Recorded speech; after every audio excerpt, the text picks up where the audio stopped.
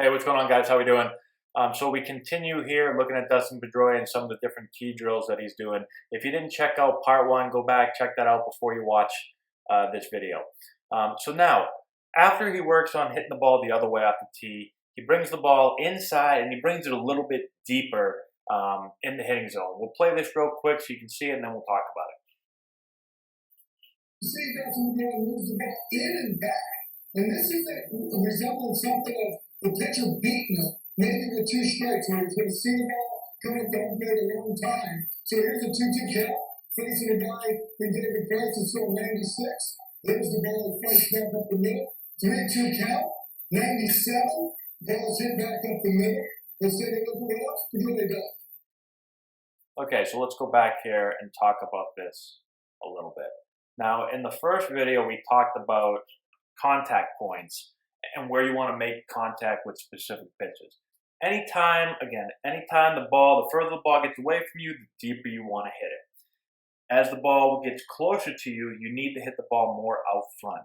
So on a typical inside pitch, you're going to want to put the tee somewhere, let me move this real quick, you're going to want to put the tee somewhere out here so you can make contact out in front of your front foot. But you can see he's putting the tee basically on the inside corner and a little bit deeper. It's actually on the plate. Again, this isn't the optimal location or placement of the tee, and this isn't where you want to hit an inside pitch, but he's working on a drill. He's working on getting jammed, not being afraid to get jammed, and still working through the ball. I had a chance to play, when I was with the Padres, I had a chance to play with Adrian Gonzalez, and I was able to see him do a lot of his work pregame. And he did this exact drill. He did it a little bit differently. So he would basically put the tee almost at the same spot, but he would raise the tee even higher, and he would get even closer to the tee. And he would literally just work on getting jammed and not pulling off the ball. But he would continue to work through the ball, get jammed, and still hit a line drive. It wouldn't be the best contact that he could make. He wouldn't get it off the sweet spot of the bat. He'd get it down near the label a little bit. But the thing was, he continued to move the bat through the hitting zone, stay flat through the ball, get jammed, and still be able to get base hits. He didn't pull off the ball.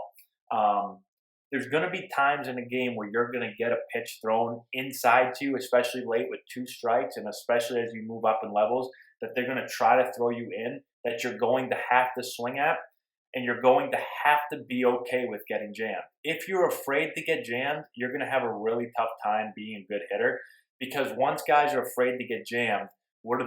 They have to look in more. They have to guess more. They have to cheat more. And now you're susceptible to anything other than balls in. You're susceptible to slow pitches, changeups and curveballs. You're susceptible to outside pitches. And so if you can get yourself to trust yourself, and when a ball's in here and you're a little bit beat, you don't pull off the ball, but you just continue to stay through the zone, stay flat, and hit a line drive back up the middle, you can still get base hits. And then it's going to make you even better, because once you know that it's okay to get jammed and they can throw the ball in, you'll still be able to cover the outside part of the play. You'll still be able to cover off-speed pitches.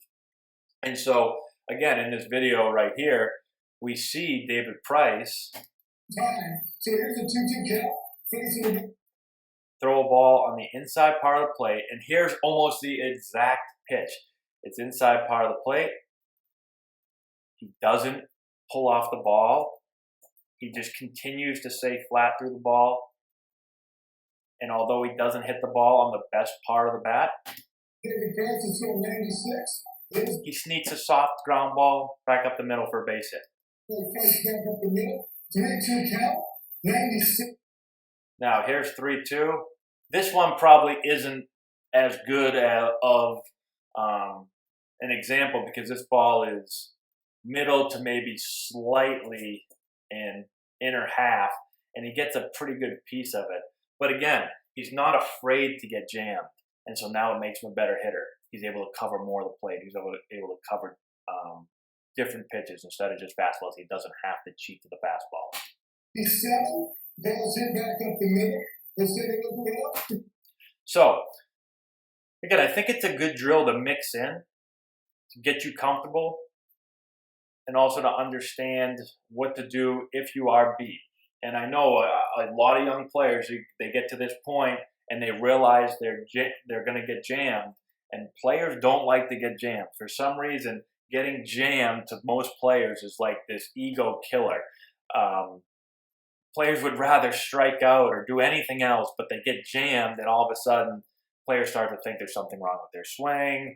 They need to fix all this stuff, or other players start saying, "Well, this guy doesn't have any bat speed; he's getting jammed." Good players get jammed. Great players get jammed. Major league players get jammed.